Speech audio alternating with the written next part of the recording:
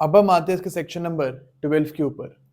Section 12 बात करते हैं कंडीशन और वारंटी के बारे में, जो कॉन्सेप्ट हम ऑलरेडी पढ़ चुके हैं। इसको हम रीड करते हैं। Clause 1, a stipulation in a contract of sale with reference to goods which are the subject thereof may be a condition or warranty. A condition is a stipulation essential to the main purpose of the contract, the breach of which gives rise to a right to treat the contract as repudiated. तो मतलब जो हम already discuss कर चुके हैं कि अगर condition क्या होती है, condition is the main purpose of contract. अगर एक मेन पर्पस ऑफ कॉन्ट्रैक्ट का ब्रीच होता है तो हम उसको बोलते हैं कि this is a breach of condition. Okay, और हम उस कॉन्ट्रैक्ट को फिर रेपुडिएट भी कर सकते हैं। इसका यह मतलब है कि हम उस कॉन्ट्रैक्ट को एनफोर्स करने से मना भी कर सकते हैं if there is a breach of condition. A warranty is a stipulation collateral to the main purpose of the contract, the breach of which gives rise to a claim for damages but not to a right to reject the goods. ये हम already पढ़ चुके हैं कि if there is a breach of warranty तो आप ये नहीं बोल सकते कि मैं गुड्स को लूंगा ही नहीं अब, लेकिन आप ये कर सकते हो कि कंपनसेशन आप क्लेम कर सकते हो। You can claim a compensation if there is a breach of warranty. इसका जो क्लॉज 4 है वो ये बोलता है कि कंडीशन का ब्रीच हो रहा है या फिर वारंटी का ब्रीच हो रहा है, इसका हम पता लगाएंगे सर्कमस्टांसेस ऑफ द केस को देख के। केस टू केस बेसिस पे हमको ये चीज एग्जामिन करनी पड़ेगी। ओके, अब हम आते हैं इसके सेक्शन नंबर 13 पे, जो कि बात करता है कि कौन से सिचुएशंस में ब्रीच ऑफ कंडीशन को हम ब्रीच ऑफ वारंटी की तरह ट्रीट कर सकते हैं। Okay, for example A and B के बीच में ये कॉन्ट्रैक्ट हुआ है कि A will give 100 kgs of cotton to B by 10th Feb। ये इनके बीच में कॉन्ट्रैक्ट हुआ है और बी ने ये चीज स्पेसिफिकली बताई हुई है ए को कि मेरे को 10 फरवरी तक ही चीज चाहिए, कॉटन चाहिए, बिकॉज मेरे को ये कॉटन जो है आगे सी को बेचना है। ओके, अब यहाँ पे अगर ए नहीं कर पाएगा supply, then it will be a breach of condition, because specifically A के नॉलेज में ये चीज थी कि बी को 10th फरवरी तक ही ये कॉटन चाहिए। अब सपोज ए 11th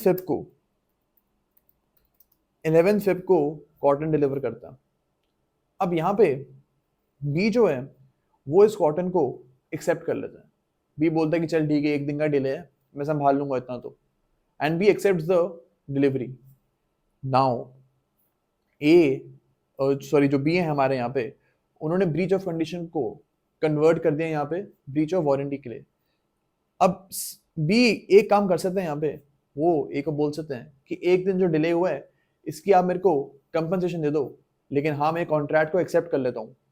अब यहाँ पे बी का राइट था कि उसको 10 जनवरी तक अगर कॉटन नहीं मिलती तो वो पूरे के पूरे कॉन्ट्रैक्ट को बोल सकता था कि अब मेरे को ये एनफोर्स करवाना ही नहीं है, लेकिन स्टिल बी ने उसको एक्सेप्ट कर लिया है। जैसे ही बी ने एक्सेप्ट कर लिया है उसी टाइम ब्रीच ऑफ कंडीशन जो थी वो कन्वर्ट हो गई है हमारी ब्रीच ऑफ वारंटी में, यानी कि अब बी जो है वो इसकी डिलीवरी को मना नहीं कर सकता। ओके, अब हम आते हैं इसके क्लॉज नंबर 2 के ऊपर, जो कि बात करता है सेवरेबिलिटी ऑफ कॉन्ट्रैक्ट के बारे में। सपोज ए और बी के बीच में एक कॉन्ट्रैक्ट हुआ है that A will supply be with 1 computer और ये डिलीवरी होनी थी 10th मार्च तक। ओके, बी ने चीज क्लियर कर दी थी कि मेरे को 10 मार्च तक की डिलीवरी चाहिए, बिकॉज मेरे को आगे कंप्यूटर किसी को बेचना है। ओके, अब सपोज ए ने 8th मार्च को ए ने क्या किया है, कंप्यूटर का सीपीयू, सिर्फ सीपीयू उसने डिलीवर कर दिया और बी ने उसको एक्सेप्ट भी कर लिया। और अब ए क्या करता है, इस कंप्यूटर का जो स्क्रीन है वो 12th मार्च को देता है, यानी कि अब 12 मार्च को यह माना जाएगा कि पूरे का पूरा कंप्यूटर जो है डिलीवर हुआ है। अब यहाँ पे 8 मार्च को सीपीयू है, 12 मार्च को स्क्रीन वगैरह बाकी सारे जो आइटम्स, माउस, स्क्रीन, सब कुछ 12 मार्च को डिलीवर होता है। तो क्या हम ये मान सकते हैं कि यहाँ पे ब्रीच ऑफ कंडीशन हुआ है? In this case breach of condition is not there because यहाँ पे सेवरेबल कॉन्ट्रैक्ट नहीं है। ऐसा नहीं है कि आप इस कॉन्ट्रैक्ट को सेवियर कर सकते हो। सीपीयू जो है वो स्क्रीन के बिना तो चल ही नहीं सकता, सीपीयू स्क्रीन के बिना चल ही नहीं सकता, एंड दैट इज वाई इस कॉन्ट्रैक्ट को आप टुकड़ों में बांट नहीं सकते हो।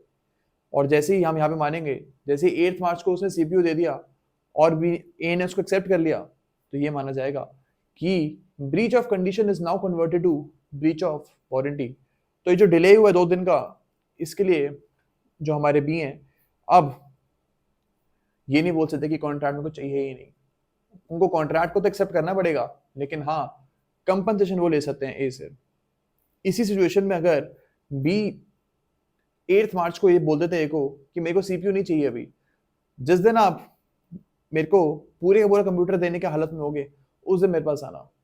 तो यहाँ पे अगर 12 मार्च को पूरे का पूरा कंप्यूटर डिलीवर करता वो, सीपीयू प्लस स्क्रीन एवरीथिंग 12 मार्च को ही, तब बी के पास ये राइट होता कि उसको वो ब्रीच ऑफ कंडीशन ट्रीट करता और बोल सकता था वो ए को कि मेरे को ये कॉन्ट्रैक्ट अब चाहिए ही नहीं, मेरे को आपसे कंप्यूटर चाहिए ही नहीं, बिकॉज डेट थी 10 मार्च की और आप 12 मार्च को कर रहे हो।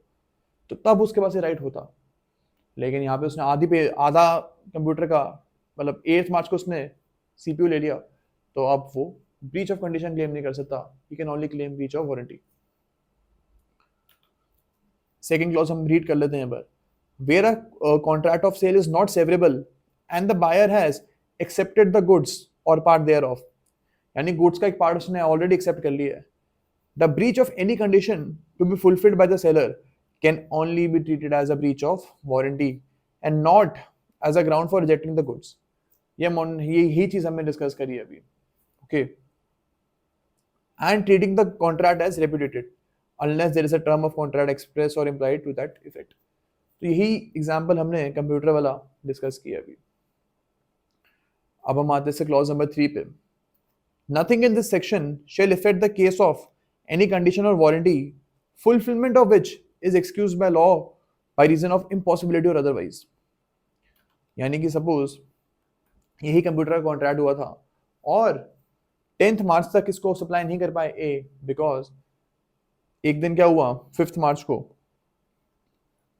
5th मार्च को क्या होता है कि बहुत तेज अर्थक्वेक आ जाता है और जो भी गोडाउन था ए का वो पूरे का पूरा खराब हो जाता है, ढह जाता है। इन दिस केस गोडाउन में जो सीपीयू स्क्रीन कंप्यूटर जो भी पड़े थे वो भी सारे डैमेज हो गए हैं। अब यहाँ पे एक ही तो कोई गलती है नहीं, और ये जो कॉन्ट्रैक्ट है हम मान लेंगे it has become frustrated. Section 56 of contract act में हम देखेंगे कि फ्रस्ट्रेशन ऑफ कॉन्ट्रैक्ट क्या होता है। अब जैसे ही फ्रस्ट्रेशन ऑफ कॉन्ट्रैक्ट होएगा यहाँ पे इन दिस केस कॉन्ट्रैक्ट अब वॉइड हो जाएगा और ए को अब इस कॉन्ट्रैक्ट को परफॉर्म करने की जरूरत नहीं है, ना ही यहाँ पे ब्रीच ऑफ कंडीशन होगा और ना ही यहाँ पे ब्रीच ऑफ वारंटी होगा, ओके। अब हम रीड करते हैं सेक्शन नंबर 14। इन अ कॉन्ट्रैक्ट ऑफ सेल unless the circumstances of the contract are such to show a different intention, there is an implied condition on the part of the seller that in case of a sale he has the right to sell the goods, and that in case of agreement to sale he will have the right to sell the goods when the property is to pass। यानी कि suppose ए ने B को बोला है कि मैं आपको अपना घर बेच दूंगा 1 करोड़ रुपए में, बी बोलता है ठीक है। अब यहाँ पे ए जो है ना, ए जो है वो इस चीज से गारंटी दे रहा है कि मेरे पास इस घर को बेचने का राइट है, I have the title papers of this house, I have the proper papers, registry सब कुछ है मेरे घर की, इस घर की, और मैं इस घर को बेचने के कैपेबल हूँ। ए इस चीज से गारंटी दे रहा है, इम्प्लाइड गारंटी दे रहा है। और कल को अगर सी बोलता है, सॉरी कल को अगर ए बोलता है कि ये घर मेरा नहीं है, ये तो सी का घर है, मेरे पास राइट ही नहीं है घर को बेचने का, तो उस टाइम पे B will have the right to actually cancel this transaction. B बोल सकता है कि मेरे को अभी घर खरीदना ही नहीं है, यही क्लियर नहीं है कि घर किसका है, यही अभी तक क्लियर नहीं है, and that is why I don't want to purchase this house.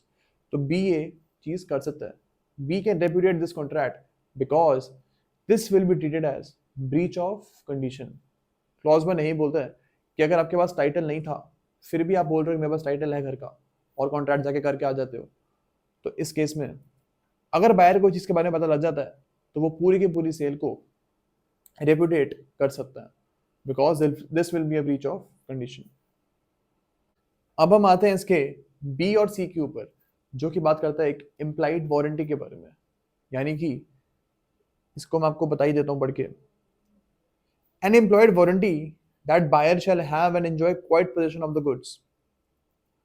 N implied warranty that the good shall be free from any charge और encumbrance in favour of any third party. यानी कि अगर ए एक property बेच रहा है B को, तो वो इस चीज़ की एक इम्प्लाइड गारंटी दे रहा है कि इस प्रॉपर्टी के ऊपर और किसी का भी हक नहीं है।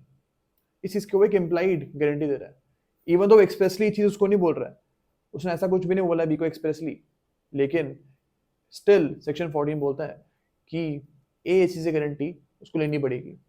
ओके, अब आगे जाके अगर जब प्रॉपर्टी बिक जाती है उसके बाद सी एक पर्सन है, वो आके बी को बोलता है कि इस प्रॉपर्टी भी तो मेरा हक है, ए ने इस प्रॉपर्टी के पेपर्स मेरे को जाके दे दिए थे और उसके बदले इन्हें लोन ले लिया था। सी आके चीज बोलता है बी को। अब इस केस में बी को लिटिगेशन एक्सपेंसेस लेने पड़ेंगे, लॉ सूट करना पड़ेगा, लॉयर खर्चा उठाना पड़ेगा to get this property from C. तो जो ये पूरा खर्चा है ये बी ए से क्लेम कर सकता है, because this is a breach of warranty. A ने ये चीज एक तरह से इम्प्लाइड गारंटी दी थी कि ऐसा आगे जाके कुछ नहीं होगा, बट स्टिल अब बी को एक केस लड़ना पड़ रहा है to get this property back from C. तो इस चीज की पूरी जो कंपनसेशन है B can claim from A. Okay, अब हम आते हैं इसके सेक्शन नंबर 15 के ऊपर, जो कि बात करता है सेल बाय डिस्क्रिप्शन के बारे में। सपोज ए जाता है बी के कार शोरूम में, बी के कार शोरूम है,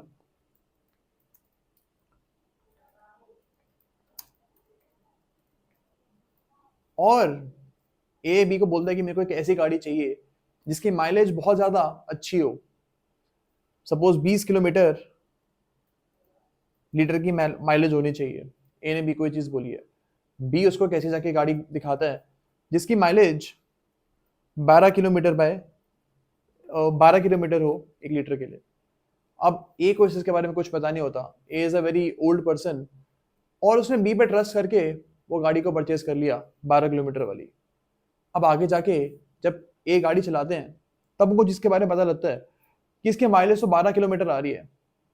नाउ इन दिस केस अगर ए चाहे तो इस पूरे के पूरे कॉन्ट्रैक्ट को वो रेप्यूडिएट कर सकते हैं, बिकॉज यहाँ पे उसने बी के जो स्किल्स हैं, बी का मतलब उसने बी से पूछ के ही गाड़ी ली थी, बी पे उसने ट्रस्ट करके गाड़ी ली थी। और अगर गाड़ी में माइलेज कम आ रही है, in that case this can be a breach of condition. और अगर ब्रीच ऑफ कंडीशन होगा ये, तो हमको पता है कि कॉन्ट्रैक्ट को हम रेप्यूडिएट भी कर सकते हैं। इसको ए बोलेगा कि आई don't want this car any more, और बी को ये कार वापस लेनी पड़ेगी। ओके, तो यही हमारा सेल बाय डिस्क्रिप्शन का कॉन्सेप्ट है। इसको हम रीड करते हैं। Where there is a contract for the sale of goods by description, there is an implied condition that the goods shall correspond with the description. यहाँ पर डिस्क्रिप्शन किसने दिया था? जो बी है हमारा, जिसका कार शोरूम है, उसने डिस्क्रिप्शन दिया था कार का कि इसकी माइलेज काफ़ी अच्छी है, 20 किलोमीटर है, और स्टिल उसकी नहीं निकलती है माइलेज इतनी ज़्यादा, तो फिर ये हो जाएगा ब्रीच ऑफ कंडीशन। ओके, तो यही चीज़ हमको सेक्शन नंबर 15 में समझनी है। अब हम आते हैं इसके सेक्शन नंबर 16 के ऊपर, जो कि बात करता है ब्रीच ऑफ कंडीशन के बारे में, कि अगर आपने सेलर की स्किल्स को ट्रस्ट करते हुए कोई आइटम परचेज की है और वो गलत निकल जाती है, in that case it will be a breach of condition, और आपको हक होगा कि आप उस कॉन्ट्रैक्ट को रेप्यूडिएट कर दो। फॉर एग्जाम्पल, ए गया बी की दुकान में और उसने बी को बोला है कि मेरे को बेस्ट क्वालिटी ऑफ अंडरवेयर चाहिए। ओके, एंड बी क्या करता है, उनको एक अंडरवेयर जाके दे देता है, एंड नेक्स्ट डे ए को वो अंडरवेयर पहनने की वजह से काफ़ी ज़्यादा रैशेज हो जाते हैं। In this case A can actually go to the B shop और वो इस अंडरवेयर को वापस कर सकता है। ओके, और ये जो पूरे कॉन्ट्रैक्ट हुआ था उनके बीच में for the purchase of underwear, इसको आप रेप्यूटेट भी कर सकते हो because it's a breach of condition. Okay, तो ये हमारा क्लॉज 1 बोलता है। इसका प्रोवाइजो ये बोलता है कि अगर ए ने बी को ऐसा कुछ नहीं बोला कि मेरे को बेस्ट क्वालिटी ऑफ अंडरवेयर चाहिए। ए सिर्फ गया बी की दुकान में और उसने ब्रांड नेम को देख के अंडरवेयर खरीद लिया। सपोज उसने देखा कि हाँ जॉकी का अंडरवेयर है तो ये अच्छी क्वालिटी का ही होगा, उसने वो फिर परचेज कर लिया। उसने बी से कुछ नहीं पूछा कि कैसा है अंडरवेयर, कैसा, कुछ नहीं पूछा उसने। अब आगे जाके उसको रैशेस हो जाते हैं सेम अंडरवेयर को पहन के, तो वो यहाँ पे बी को ये नहीं बोल सकता है कि अब अंडरवेयर को आप वापस ले लो, because this is not a breach of condition. उसने बी से पूछा ही नहीं, उसने सिर्फ ब्रांड नेम को देख के उस अंडरवेयर को खरीद लिया था। ओके अब हम आते हैं इसके क्लॉज नंबर 2 के ऊपर। क्लॉज नंबर 2 बोलता है कि where goods are bought by description from a seller who deals in goods of that description, there is an implied condition that the goods shall be of merchantable quality, provided that if the buyer has examined the goods, there shall be no implied condition as regards defects with such examination thereof। यानी कि suppose अगर आप जब जा रहे हो, suppose यही same under वाला एग्जांपल लेते हैं, when you are going to that shop, तो आपके ऊपर ये चीज रिस्पॉन्सिबिलिटी है कि आप उसको ढंग से एग्जामिन कर लो, कहीं से उसमें कुछ फटा तो नहीं हुआ है, and everything you have to examine that thing. Okay अब अगर आपने एग्जामिनेशन नहीं किया इस चीज का, तो इन दैट केस आप आगे जाके ये नहीं बोल सकते हो कि there is a breach of condition. आपको पूरी की पूरी अपॉर्चुनिटी मिलनी चाहिए कि आप उसको एग्जामिन करो, एंड स्टिल अगर आपने उसको एग्जामिन नहीं किया, ऐसे ही ले लिया, तो आप ये नहीं बोल सकते that there is a breach of condition. Okay अब हम आते हैं इसके क्लॉज नंबर 3 के ऊपर। इसका क्लॉज नंबर 3 बोलता है कि जो इम्प्लाइड वारंटी और कंडीशन होगी ना, वो आप जो ट्रेड है उसको देखते हुए आप इसको डिसाइड करोगे। यानी कि सपोज ए जाता है बी के पास टू परचेज अ कार, तो यहाँ पे एक इम्प्लाइड कंडीशन होगी कि कार जो है वो चलनी चाहिए, ढंग से चलनी चाहिए, ऐसा नहीं होना चाहिए कि दो बार बार में जाके रुक जाए। तो जो कार का ट्रेड है, जितने भी कार मैन्युफैक्चरर्स हैं, वो सब इस चीज़ की एक तरह से गारंटी और वारंटी लेते हैं कि कार जो है बीच बीच में रुकेगी नहीं, अच्छे से चलेगी, और आगे जाके अगर कार ढंग से नहीं चलती है तो you will have to actually replace that car, या फिर आपको जो कंपनसेशन है वो देना पड़ेगा जिस पर्सन ने वो गाड़ी खरीदी है उसको। ओके तो ये हमारा क्लॉज नंबर 3 बोलता है। अब हम आते हैं क्लॉज नंबर 4 पे। एन एक्सप्रेस वारंटी और condition does not negative a warranty और condition implied by this act unless inconsistent therewith। यानी कि अगर सपोज ये चाहते हैं बी के पास वही अंडरवेयर खरीदने, और उस शॉप में लिखा हुआ है कि हम इस अंडरवेयर का एक बार हमें यूज कर लिए तो हम वापस नहीं लेंगे, ऐसा लिखा हुआ है उसके ऊपर, उनके शॉप पे लिखा हुआ है ये चीज। और नॉर्मली हर शॉप पे, हर जगह पे ये चीज लिखी होती है कि जो इनरवेयर्स होते हैं वो नॉर्मली आप एक्सचेंज नहीं करा सकते हो, ना ही उनको वापस कर सकते हो। इस दुकान में भी ये चीज लिखी हुई थी। अब वही चीज होती है इसके साथ, जो इनरवेयर था, अंडरवेयर था, उसको पहनने के बाद रैशेस हो गए को, तो क्या वो वापस कर सकता है इस अंडरवेयर को? वो बिल्कुल वापस कर सकता है, बिकॉज क्लॉज 4 बोलता है कि इवन दो दुकान ने डिक्लेयर किया हुआ है कि हम कोई भी एक्सचेंज नहीं करते हैं, कुछ भी नहीं वापस लेंगे, स्टिल उनको वापस लेना पड़ेगा if there is a violation of section number 16। Okay तो यही हमारा क्लॉज नंबर 4 बोलता है। ये जो एक्सप्रेस वारंटी थी ना, या कंडीशन जो कंपनी ने लिखा हुआ था कि हम वापस नहीं लेंगे, इसकी कोई रेलेवेंस नहीं है अगर सेक्शन नंबर 16 का वायलेशन होगा तो। ओके अब हम आते हैं सेक्शन नंबर 17 के ऊपर। इसका हम एग्जांपल से समझते हैं। It's a very easy concept. ये बोलता है सपोज ए ने क्या किया है, बी को एक वीट का सैंपल भेजा है, वीट का सैंपल भेजा है, और उसने बी को बोला है कि आप इस सैंपल को देखो, और अगर आपको पसंद आता है तो फिर आप मुझसे 100 kgs ऑफ वीट ले लेना।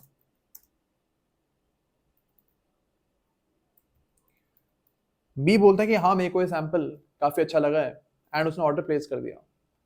आगे जाके जब ए वीट देता है, 100 kgs ऑफ वीट जो बल्क ऑर्डर है, जब वो उसको जाके देता है, इन दैट केस सेक्शन 17 ये बोलता है कि बी के पास रीजनेबल अपॉर्चुनिटी होनी चाहिए उस वीट को एग्जामिन करने की। सपोज एग्जामिनेशन करने के बाद बी को ये लगता है कि आधी जो वीट जिसने सप्लाई करी है वो तो खराब क्वालिटी की है, तो इन दिस केस जो कॉन्ट्रैक्ट हुआ था उसको बी रेप्यूडिएट भी कर सकता है। बी ये भी बोल सकता है कि मेरे को तो ये वीट पूरी की पूरी चाहिए ही नहीं, बिकॉज आधी क्वालिटी खराब है आधी क्वालिटी अच्छी है, तो मेरे को ये वीट चाहिए ही नहीं। ओके, तो हमारे सेक्शन 17 ये बोलता है कि जो बल्क है ना that shell correspond with the sample and quality, यानी कि जो बल्क हमारी वीट आई है उसको सैंपल की क्वालिटी के साथ मैच करना चाहिए। ये नहीं होना चाहिए कि बल्क खराब है और सैंपल अच्छा था। ओके, और अगर बल्क खराब होता है तो ऑब्वियसली आप उस कॉन्ट्रैक्ट को रेपुडिएट कर सकते हो। बी देखते हैं हम इसका, that the buyer shall have a reasonable opportunity of comparing the bulk with the sample. ये भी हम डिस्कस कर चुके हैं कि बायर के पास रीजनेबल अपॉर्चुनिटी होनी चाहिए कि वो एग्जामिनेशन कर सके कि भाई ये जो वीट है ये एक्चुअली कॉरेस्पॉन्ड करती है कि नहीं करती सैंपल के साथ। Okay, see that the good shall be free from any defect rendering them unmerchantable which would not be apparent on reasonable examination of the sample। यानी कि जो बल्क है उसमें कुछ खराबी कुछ गलती नहीं होनी चाहिए, अगर होती है तो वो ब्रीच ऑफ कंडीशन हो जाएगी। सपोज वही हमारे एग्जांपल में जब 100 केजीज ऑफ वीट डिलीवर हुई थी तो उसमें काफ़ी ज़्यादा खराबी थी, 50 किलो तो एकदम खराब वीट दी थी ए ने। तो यहाँ पे अगर बी चाहे तो उसको ब्रीच ऑफ कंडीशन की तरह ट्रीट कर सकता है और वो बोल सकता है कि मेरे को पूरी की पूरी वीट चाहिए ही नहीं। ओके, तो ये बी का राइट होगा। चैप्टर नंबर 2 हमारा अब कंप्लीट हो गया है and in the next class we will be starting with chapter number 3। Thank you so much.